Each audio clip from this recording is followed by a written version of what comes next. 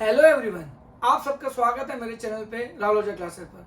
बच्चों, last 2 session हमने accounting for non profit organisation के लिए थे, जिसमें एक सेशन में मैंने आपको उसका इंट्रोडक्शन बताया था और दूसरे सेशन में मैंने आपको उसी का कंसेप्ट एक कंज्यूम ड्यूरिंग द ईयर बताया था।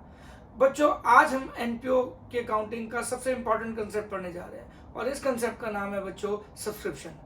99% बच्चों को इस पर्टिकुलर कंसेप्ट में अकाउंट के दिक्कत आती है। जब भी आप accounting for non profit organisation करते हैं या आपके किसी सीनियर ने किया होगा, आप उनसे पूछोगे, बोलोगे भाई सब्सक्रिप्शन अकाउंट में सबसे ज्यादा दिक्कत आती है। क्यों? क्योंकि इसमें सबसे ज्यादा प्रैक्टिकल का यूजेज है, अकाउंट के कोर कंसेप्ट का यूजेज है। अब बच्चे जब याद कर लेते हैं, कई लोग रट्टा लगाते हैं अकाउंट्स को, वो लोग क्या करते हैं, बाकी सारी चीजें तो फिट कर लेते हैं पर इसमें कोर अकाउंटिंग के कंसेप्ट यूज होते हैं, जिसकी वजह से इस कंसेप्ट में बच्चों को दिक्कत आती है। ये मोस्ट इंपॉर्टेंट कंसेप्ट है, इस पे अलग से 4 नंबर का क्वेश्चन भी आता है, बड़े क्वेश्चन में भी यूज होता है और सीयूईटी के केस में ये एमसीक्यू की फॉर्म में 100% पूछा जाने वाला कंसेप्ट है। तो आज हम इस कंसेप्ट को बहुत अच्छे से समझाने की कोशिश करेंगे ताकि आप लोग आगे इसको समझ के आगे भी समझाएं, यही मेरा चैनल का उद्देश्य भी है। तो आज हम शुरू करेंगे एनपीओ अकाउंटिंग की एक इंपॉर्टेंट कंसेप्ट को, जिसे हम क्या बोलते हैं, सब्सक्रिप्शन। बच्चों, सब्सक्रिप्शन होता क्या है? जैसे अगर आप भैया आजकल आप कोई भी चीज चैनल भी लेते हैं, जैसे अगर आप कोई मान लो एक ऐप है, ठीक है जी, उस ऐप को आपको यूज करना है तो आपको क्या करना पड़ेगा, सब्सक्राइब करना पड़ेगा। जैसे नेटफ्लिक्स है, जैसे कि रिलायंस जियो है या और भी बड़ी सारी चीजें, तो आपको उसकी मंथली या ईयरली सब्सक्रिप्शन देनी पड़ती है। वैसे एक नॉन प्रॉफिट ऑर्गेनाइजेशन के लिए एक सब्सक्रिप्शन, उसका मेंबर बनने के लिए हमें एक सब्सक्रिप्शन देनी पड़ती है कि हम आपके ऑर्गेनाइजेशन, हम आपके एनपीओ का मेंबर बनना चाहते हैं, तो दैट इज सब्सक्रिप्शन। तो एक नॉन प्रॉफिट ऑर्गेनाइजेशन के लिए सब्सक्रिप्शन किसका रोल प्ले करती है? इनकम का रोल प्ले करती है बच्चों। और इनकम का रोल प्ले करेगी तो सीधी सी बात है, all the incomes are credited, क्योंकि नॉमिनल अकाउंट है तो ये क्रेडिट होगी। यानी कि अगर देखा जाए कि अगर हम इनकम एंड एक्सपेंडिचर अकाउंट बनाते हैं, ठीक है जी, अगर हम इनकम एंड एक्सपेंडिचर अकाउंट बनाते हैं तो सीधी सी बात है, ये आपकी एक्सपेंडिचर साइड होती है और ये आपकी इनकम साइड होती है। और इनकम साइड की क्रेडिट साइड में आपका क्या आ जाता है, बाय सब्सक्रिप्शन, और इनकम साइड में अमाउंट आ जाता है बच्चों। और ये इतना इजी नहीं है, क्योंकि सबसे इंपॉर्टेंट बात ये अक्रूवल बेसिस पे बनता है। और एक एनपीओ के लिए, एक मेंबर बने रहने के लिए आपको कई बार क्या होता है कि जब एज ए एनपीओ आपको आपका मेंबर बहुत सारी सब्सक्रिप्शन एडवांस में दे देता है, कई बार वो नहीं देता, कई बार पिछले सालों की भी इस साल में देता है, तो अक्रूवल बेसिस और कंसेप्ट लगता है इस इनकम एंड एक्सपेंडिचर अकाउंट को बनाने के लिए। तो इस सब्सक्रिप्शन का अमाउंट करंट ईयर का निकालना, ये अपने आप में बच्चों एक बहुत बड़ा टास्क है, एक अपने आप में बहुत बढ़िया कंसेप्ट है। सब्सक्रिप्शन वैसे कुछ नहीं है, जनरली देखा जाए तो इनकम एक्सपेंडिचर के हिसाब से एक एनपीओ के लिए एक इनकम है और इनकम क्रेडिट में जाती है, बट इसके अमाउंट को निकालने में बच्चों बहुत सारे कंसेप्ट्स को यूज करना पड़ता है और कोर अकाउंटिंग यूज करना पड़ता है। बस आप एक बात मेरी आपसे दरख्वास्त है कि इनकम एंड एक्सपेंडिचर को बनाते वक्त आपको एक ही बात दिमाग में रखना, accrual. Accrual means current year की ट्रांजैक्शन, यानी कि इसमें जो करंट ईयर से रिलेटेड सब्सक्रिप्शन होगी वो जाएगी। बट जरूरी नहीं है कि आपको जो ड्यूरिंग द ईयर में मिले वो सिर्फ करंट ईयर से रिलेटेड हो, वो पास्ट ईयर से रिलेटेड भी हो सकती है, फ्यूचर ईयर से भी रिलेटेड हो सकती है। और उन्हीं इंफॉर्मेशन को यूज करके आपको करंट ईयर की सब्सक्रिप्शन निकालना is not a child's play. हाँ, इतना मुश्किल नहीं है, बट एक चीज बोलूंगा कि अकाउंटिंग कंसेप्ट की प्योर एप्लीकेशन आपको यूज करनी पड़ेगी और उसके लिए आपको रटना नहीं है। बार बार इस वीडियो को देखिएगा, फिर भी समझना है, कमेंट सेक्शन में बताइएगा। मैं आपको कोशिश करूंगा कि आपके सारे डाउट सेशन को सॉल्व करके उसके लिए बेशक एक अलग वीडियो बनानी पड़े, बट आप कोशिश करना कि इस कंसेप्ट को जरूर सीखना, क्योंकि ये बहुत इंपॉर्टेंट कंसेप्ट है accounting for non profit organisation के पॉइंट ऑफ व्यू से। चलिए अब जरा मैं इसको निकालना सिखाता हूँ। तो ये तो क्लियर हो गया इसका नेचर, ठीक है जी, कि इनकम एक्सपेंडिचर अकाउंट में कहाँ कहाँ जाता है और ये इनकम क्यों है, क्या है, इसके बारे की डिटेल्स, ठीक है जी। अब हम चलते हैं इसके बारे में, इसकी और बेटर कंसेप्ट क्लैरिटी के लिए। तो सबसे पहले बच्चों हमने क्या सीखना है, इसकी जो अकाउंटिंग है बच्चों 2 तरीके से बनाई जाती है सब्सक्रिप्शन अकाउंट की, एक अकाउंट्स बना के और एक स्टेटमेंट बना के। दोनों चीजें करेक्ट है, मैं ये नहीं बोलूंगा सिर्फ स्टेटमेंट सही है, मैं ये भी नहीं बोलूंगा सिर्फ अकाउंट सही, बट मेरा मानना है अकाउंट्स को अकाउंट बना के नहीं किया तो क्या किया। तो I prefer account rather than statement, इसलिए, बट स्टेटमेंट भी ठीक है, स्टेटमेंट जिस तरीके से करते हैं लोग वो भी सही तरीका है, तो मैं उस पॉइंट आउट नहीं कर रहा कि स्टेटमेंट का तरीका गलत है, बट मैं प्रेफर अकाउंट करता हूं, तो मैं इसी बेसिस से आपको समझाने की कोशिश भी करूंगा। तो सबसे पहले क्या आता है बच्चों, सब्सक्रिप्शन अकाउंट। हम क्या करते हैं, एक अकाउंट बनाते हैं सब्सक्रिप्शन। लॉजिकली इसको ध्यान से समझना, हमें जाना क्या है, हमें इनकम एंड एक्सपेंडिचर, अगर एक हमारा ये इनकम एंड एक्सपेंडिचर अकाउंट है, ठीक है जी, तो यहाँ पे जो बाय सब्सक्रिप्शन जाती है क्रेडिट साइड में, हमें ये अमाउंट निकालना है अक्रूवल बेसिस के हिसाब से करंट ईयर वाला। अब करंट ईयर वाला निकालने के लिए हमें बहुत सारी इंफॉर्मेशन गिवन हो सकती है, उस इंफॉर्मेशन को कैसे यूज करना है। सबसे पहले सब्सक्रिप्शन अकाउंट के लिए particular amount debit, particular amount credit, ठीक है जी। अब सब्सक्रिप्शन हमारी क्या है बच्चों, इनकम है, ठीक है जी। अब क्या हो जाएगा, आउटस्टैंडिंग सब्सक्रिप्शन, ठीक है जी। अब एक एनपीओ के लिए आउटस्टैंडिंग सब्सक्रिप्शन का मतलब क्या होता है, एक तरह का डेटर ही हो गया कि मैं एक एनपीओ हूं, मेरे बड़े सारे मेंबर्स हैं जिन्होंने मुझे सब्सक्रिप्शन देनी होती है, तो जिन्होंने मुझे अभी तक नहीं दी वो मेरे लिए क्या हो जाएंगे, आउटस्टैंडिंग सब्सक्रिप्शन। तो आउटस्टैंडिंग सब्सक्रिप्शन बेसिकली एक तरह का क्या है, एक तरह का डेटर की तरह रोल प्ले करता है, एक तरह असेट बन जाएगा। और आपको याद होगा किसी भी इनकम के आगे प्रीफिक्स और सफिक्स जुड़ जाए तो या तो वो असेट बन जाता है या तो वो लायबिलिटी बन जाता है। अपने 11th क्लास में जरूर सीखा होगा। तो यह आउटस्टैंडिंग सब्सक्रिप्शन बच्चों असेट बन जाता है। क्यों, एज ए क्लब मुझे पैसा मिलना है। अब जब कोई भी चीज आपको पैसा मिलना होता है तो वो आपका असेट बन जाता है। और असेट के कौन से बैलेंस होते हैं, डेबिट बैलेंस होते हैं। ये आपने अपने 11th में सब सीख रखे हैं कि asset, liability, capital, income, expense के किस तरीके के बैलेंसेस होते हैं और उनका क्या नेचर है। फिर भी मैं कोशिश करूंगा आपको थोड़ा बता दूं ताकि रिलेट करके आप अकाउंट्स को बेटर में बना सकें, ठीक है जी। उसके बाद आपका क्या आता है बच्चों, आउटस्टैंडिंग सब्सक्रिप्शन में। अच्छा जी, आउटस्टैंडिंग सब्सक्रिप्शन भी दो तरीके की होगी। एक outstanding subscription at the beginning of the year और एक होगी outstanding subscription at the end of the year. ये ध्यान रखना, eight the beginning of the year, eight the end of the year. मान लो आपका रेलेवेंट ईयर जिसके लिए हम बना रहे हैं बच्चों, एक बात याद रखना, क्योंकि इनकम एंड एक्सपेंडिचर आपका किसके ऊपर बेसिस है, एक्रूअल बेसिस पे, तो आपको रेलेवेंट ईयर मालूम होना चाहिए। अभी आज हम पूरे इस सेशन में जो भी रेलेवेंट ईयर होगा वो क्या लेंगे, 1 अप्रैल 2023 से 31 मार्च 2024 तक। तो याद रखना ये हम करंट ईयर हमारा ये मानेंगे और इसी की अकाउंटिंग करने जा रहे हैं। तो करंट ईयर में, इस ईयर में बच्चों ध्यान से सुनना, इस ईयर में हमें पिछले सालों का भी मिल सकता है और अगले सालों का भी मिल सकता है। तो वो सारी इंफॉर्मेशन यूज करके हमें इस ईयर की, करंट ईयर की सब्सक्रिप्शन निकालनी है, जिसके लिए हम सब्सक्रिप्शन अकाउंट बनाते हैं, जिसको हम स्टेटमेंट से भी कर सकते हैं, बट हम यहाँ पे सब्सक्रिप्शन अकाउंट से सीखने जा रहे हैं, ठीक है जी। तो अब यहाँ पे हमने सीखा सबसे पहले आउटस्टैंडिंग सब्सक्रिप्शन। अब आउटस्टैंडिंग सब्सक्रिप्शन मतलब हमारा असेट हो गया, असेट के डेबिट बैलेंस होते हैं, तो वो क्या आ जाएगा, to balance brought down outstanding at the beginning, ठीक है जी। और यहाँ आ जाएगा बाय बैलेंस कैरिड डाउन, इसको थोड़ा सा रब कर देता हूं, ठीक है जी। तो ये आपका क्या हो जाएगा, by balance carried down outstanding at the and. बच्चों इट्स लाइक अ डेटर, आप ध्यान से देखें तो ये डेटर का ही रोल प्ले कर रहा है, क्योंकि आप एनपीओ हो, आपको पैसा लेना है, उसका ओपनिंग बैलेंस असेट में जाएगा, डेबिट में जाएगा, क्लोजिंग बैलेंस क्रेडिट में जाएगा। सिंपल है, कोई डिफिकल्ट नहीं है, सिर्फ लॉजिक सीखना है कि सब्सक्रिप्शन आपकी इनकम है, उसके आगे प्रीफिक्स जुड़ गया आउटस्टैंडिंग, तो वो असेट बन गया, असेट के डेबिट बैलेंस है, ओपनिंग बैलेंस डेबिट में जाएगा, क्लोजिंग बैलेंस क्रेडिट में जाएगा, सिंपल। इसी तरीके से क्या बनता है बच्चों, सब्सक्रिप्शन रिसीव्ड इन एडवांस। जरूरी नहीं है कि आपके जो मेंबर्स हैं वो आपको पैसा नहीं देंगे, वो आपको एडवांस में भी दे सकते हैं। अब जब अगर हमें कोई चीज एडवांस में मिल जाएगी एज ए एनपीओ तो हमारे लिए लायबिलिटी है, क्योंकि उसके अगेंस्ट हमने सर्विस फ्यूचर में रेंडर करनी है।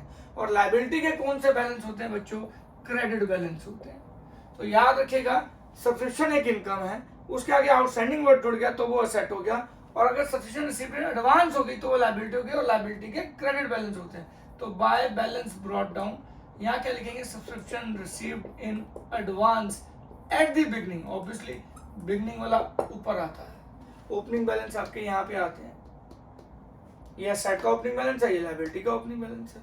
सिमिलरली अगर ओपनिंग यहाँ है तो क्लोजिंग बैलेंस यहाँ आ जाएगा, to balance carried down subscription received in advance at the end. Point to be noted, ये एक तरह से हमने असेट ले लिया, ये एक तरह से लायबिलिटी ले लिया, इसका ओपनिंग यहाँ, इसका क्लोजिंग यहाँ, इसका ओपनिंग यहाँ, इसका क्लोजिंग यहाँ। ठीक है जी। तो सब्सक्रिप्शन से 3 वर्ड हमें निकले, subscription income, outstanding subscription asset and subscription received in advance is liability. अब बच्चों अगर हमें ड्यूरिंग द ईयर सब्सक्रिप्शन मिल जाएगी जो कैश बुक में आपके रिसीट एंड पेमेंट अकाउंट में आएगी कि इस साल हमें सब्सक्रिप्शन कितनी रिसीव्ड हुई, उसमें ये नहीं पता कितने पिछले साल की कितनी है, ये नहीं पता करंट ईयर की कितनी है, और ये नहीं पता अगले ईयर की कितनी है, ये इन्फॉर्मेशन आपको एडिशनल इन्फॉर्मेशन गिवन होगी और उसमें से जो भी आपको रिसीव होगी वो यहाँ पे आ जाएगी। एक तरह से आपकी एंट्री क्या होगी, बैंक टू सब्सक्रिप्शन आप लॉजिकली लगा सकते हो, या कैश टू सब्सक्रिप्शन।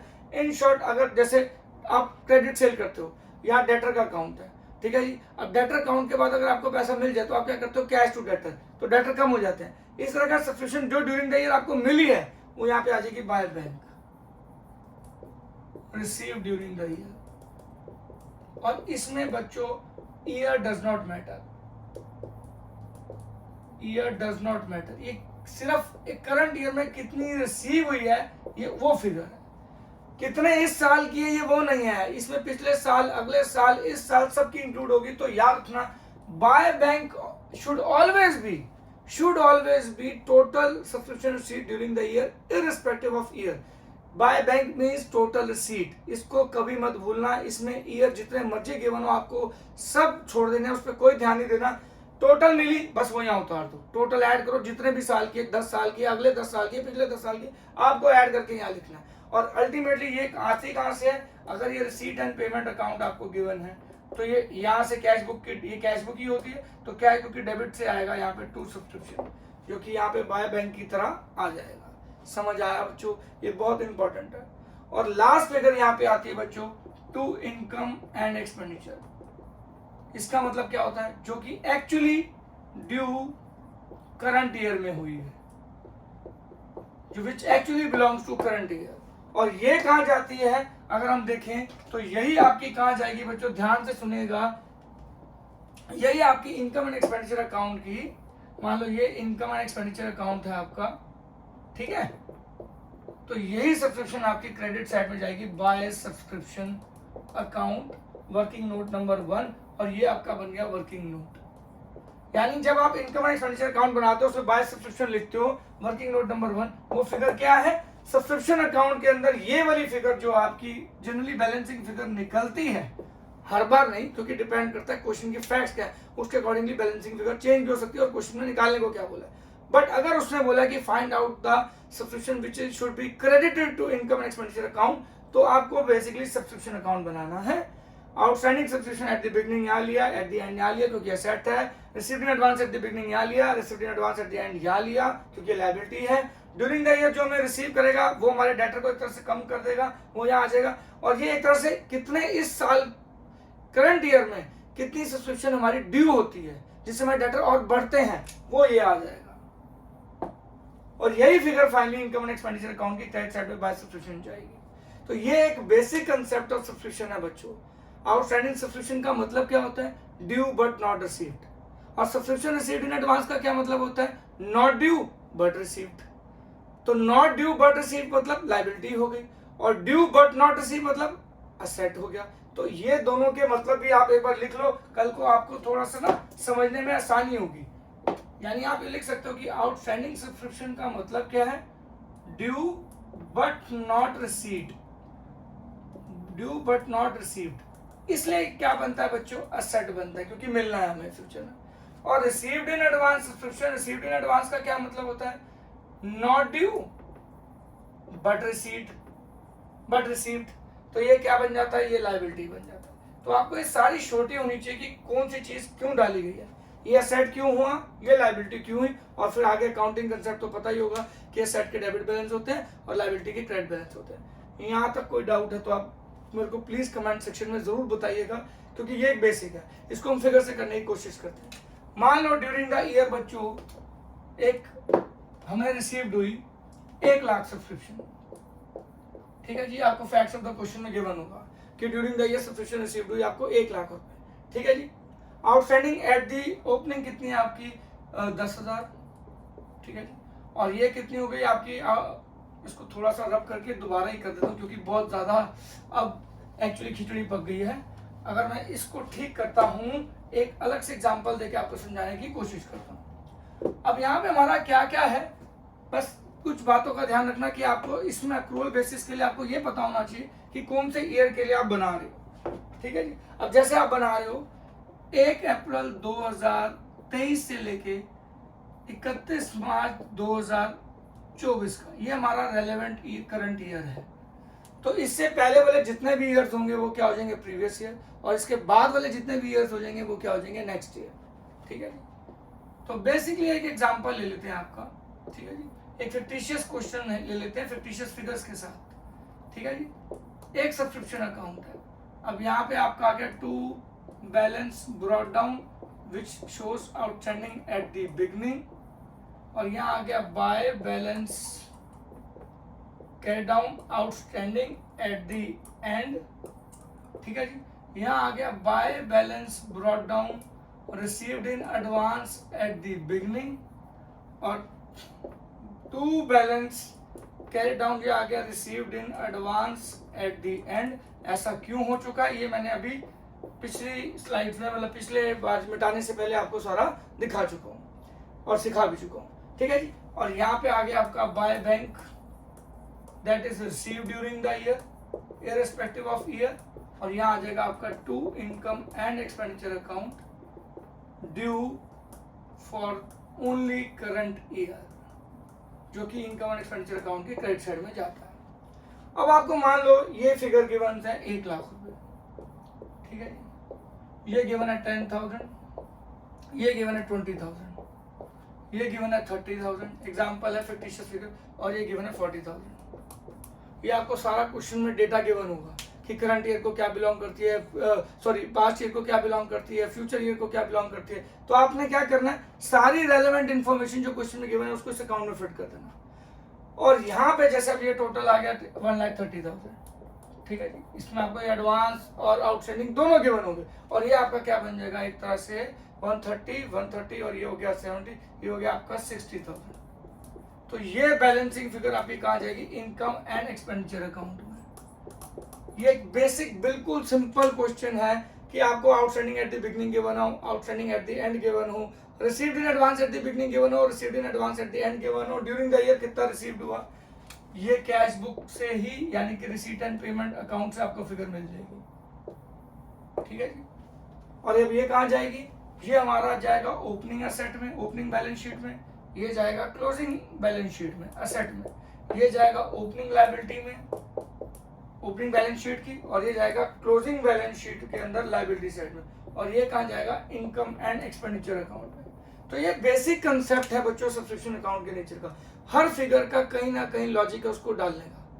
तो ये सारी फिगर्स आपको इस तरीके से डालनी है, पर इतना सिंपल क्वेश्चन आपको नहीं आएगा।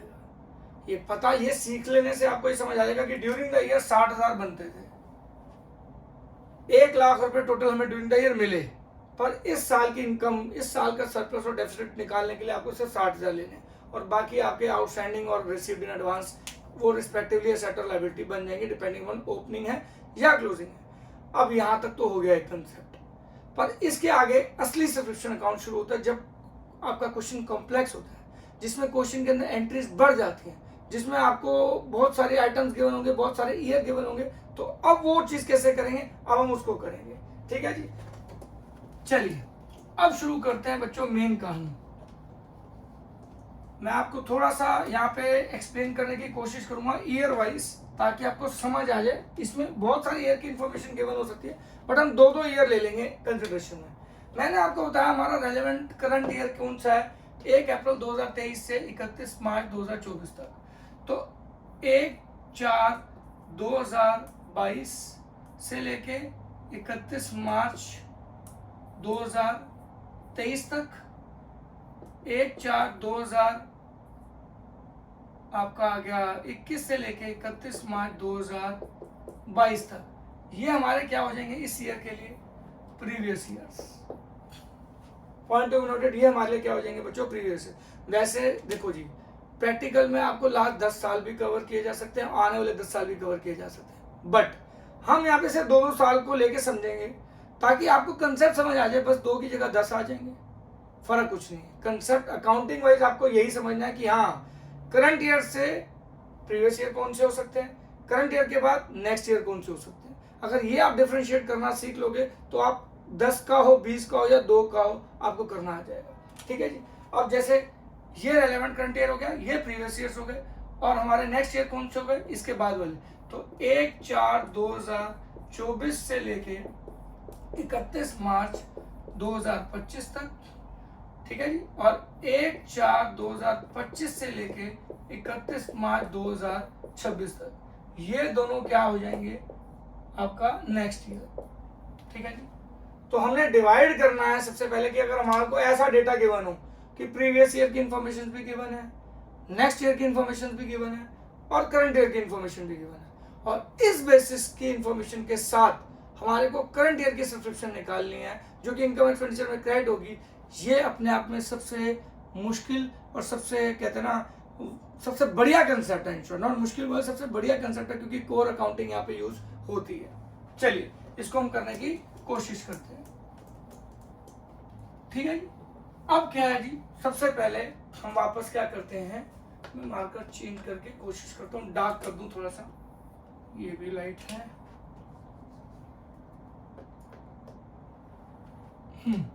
ठीक है जी। कोशिश करते हैं हम आपको इस कॉम्प्लेक्स इंफॉर्मेशन को पढ़ाने के लिए। मान लो ये सब्सक्रिप्शन अकाउंट है, ठीक है जी। अब आपको जो इंफॉर्मेशन यूज होगी ना बच्चों, वो ध्यान रखना क्योंकि ये सबसे ज्यादा कॉम्प्लेक्स यही वाला अकाउंट है। सबसे ज्यादा बच्चों को दिक्कत भी इसमें आती है। आई थिंक शायद ये पेन काम करेगा क्योंकि डार्क भी बहुत है आज। ठीक है जी। ये आ गया to balance brought down outstanding at the beginning. Point to be noted बच्चों, मैं आपको बार बार बोल रहा हूं, आपको ये बात अपने दिमाग में रखनी है। हमारा रेलेवेंट ईयर क्या है, 2023 से लेके 1 अप्रैल 2023 से लेके 31 मार्च 2024। ठीक है जी। ये हमारा क्या है करंट ईयर। अब देखो जी, ये हमारी ओपनिंग डेट है 1/4/2023।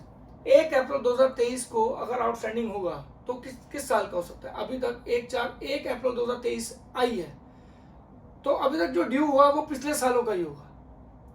Outstanding at the beginning year में आउटस्टैंडिंग एट द बिगनिंग किसको बिलोंग करेगी, प्रीवियस ईयर्स को बिलोंग करेगी, क्योंकि अभी तक जो चीज ये साल तो भी हुआ ही नहीं, तो प्रीवियस ईयर को ही हम क्या ट्रीट करेंगे आउटस्टैंडिंग, अपना आउटस्टैंडिंग एट द बिगनिंग। वो क्या हो सकते हैं, वो मैं वैसे तो 10 साल हो सकते हैं, बट यहाँ पे मैं क्या कवर करूँ ओनली 2 ईयर्स। तो किस साल को बिलोंग करेंगे, 1/4/2022 से, दोबारा वही पेन यूज करना पड़ेगा मुझे।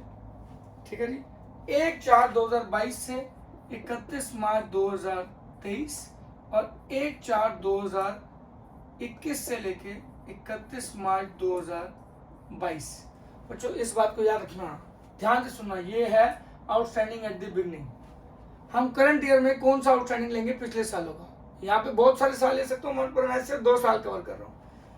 ये दोनों प्रीवियस ईयर है, ये previous year to previous year है, ये करंट ईयर है, ये प्रीवियस ईयर हो गया, ये previous year to previous year हो गया। तो आउटस्टैंडिंग एट द बिगनिंग पिछले सालों को ही रिप्रेजेंट करेगी। अब मैं ऐसा बार बार क्यों डिफरेंशिएट कर रहा हूँ कि भाई आप पिछले साल को अलग लिखो और उससे पिछले साल को अलग लिखो, सीधा टोटल क्यों नहीं लिख सकते।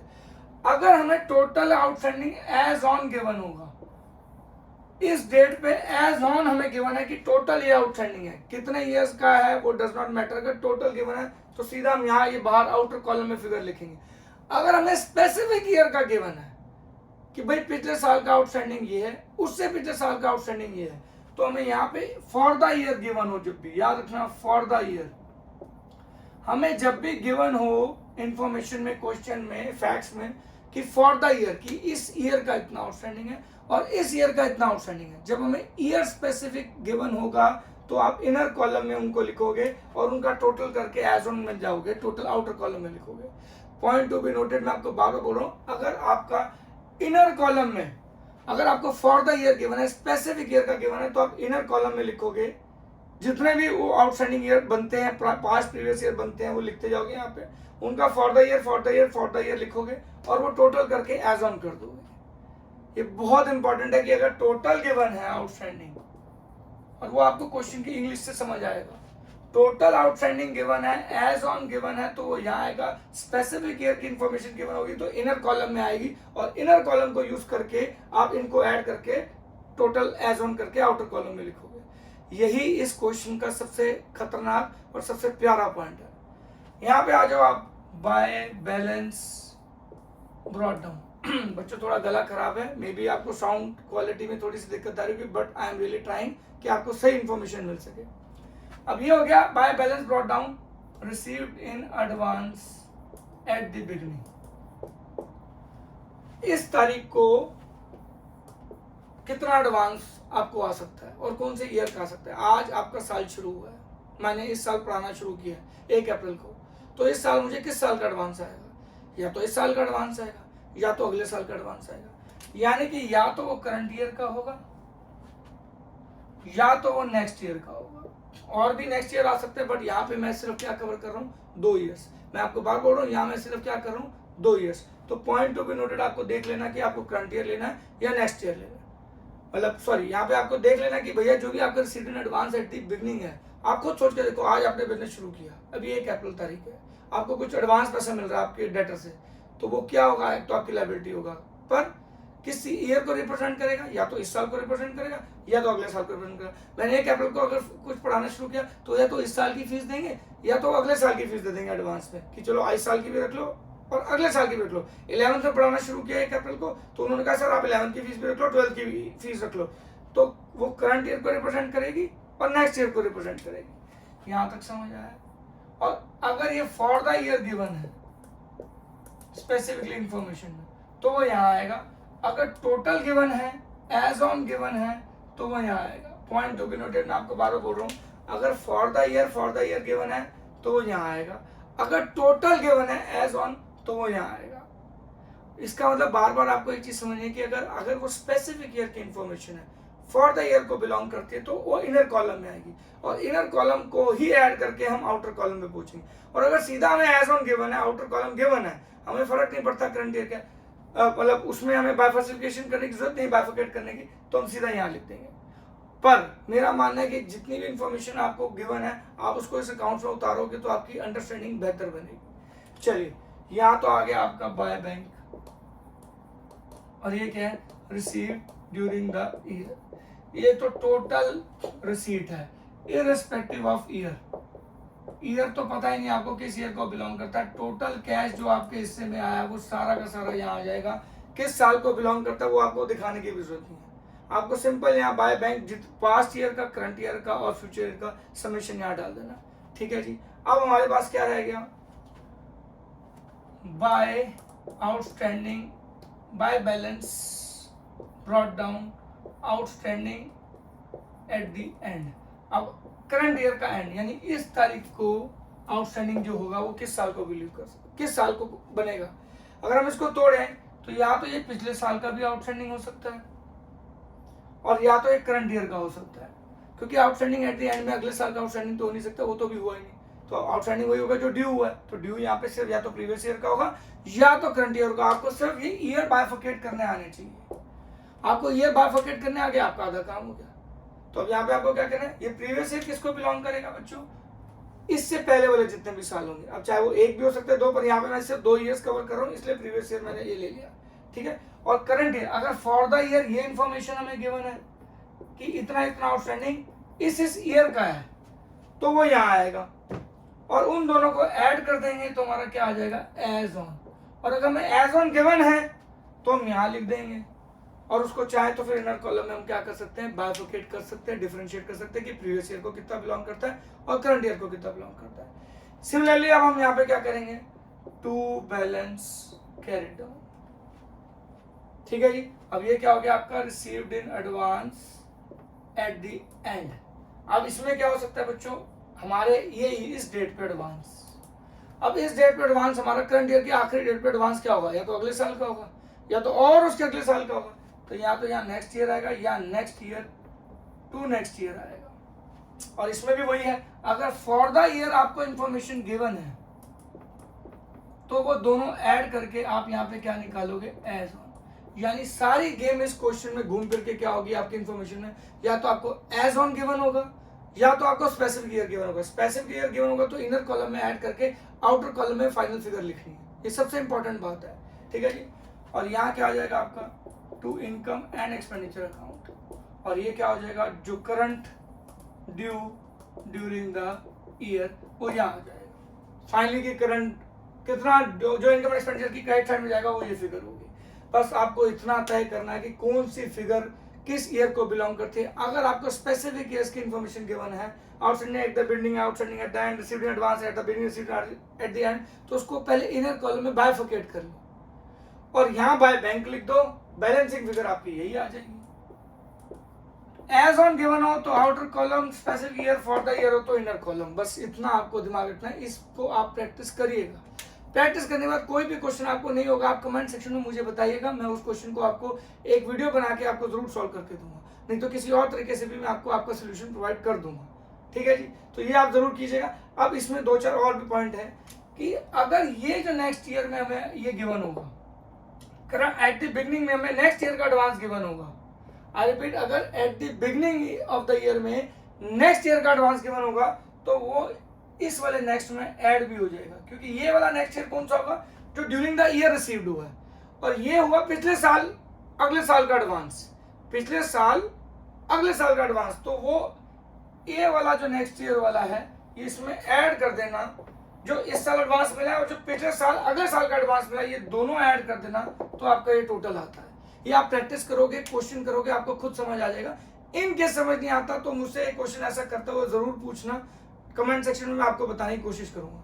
और अगर लास्ट चीज मैं आपको बताऊं कि अगर सब्सक्रिप्शन मान लो कि नॉट रिकवरेबल है, बंदा मर जाता है, कोई और रीजन हो जाती है, आउटस्टैंडिंग था पर अब किसी और रीजन से वो क्लब का मेंबर ही बना कर देता, इन शॉर्ट बैड डेट्स हो जाए, बड़े सारे रीजन हो सकते हैं कि सब्सक्रिप्शन ना मिले, अगर वो नॉट रिकवरेबल हो तो यहाँ पे आ जाएगी बाय इनकम एंड एक्सपेंडिचर, एक तरह से बैड डेट्स, जैसे डेटर अकाउंट में यहाँ पे बैड डेट्स हो जाते हैं तो यहाँ पे बाय इनकम एंड एक्सपेंडिचर, क्योंकि ये नॉमिनल अकाउंट हो जाएगा, यहाँ पे लिखें सब्सक्रिप्शन रिटर्न ऑफ, और इनकम एंड एक्सपेंडिचर अकाउंट में बाय डिफॉल्ट कहाँ चली जाएगी बच्चों, यहाँ आ जाएगी टू सब्सक्रिप्शन रिटर्न ऑफ, ये आपकी डेबिट साइड में जाएगी एक्सपेंस बन के, ठीक है जी।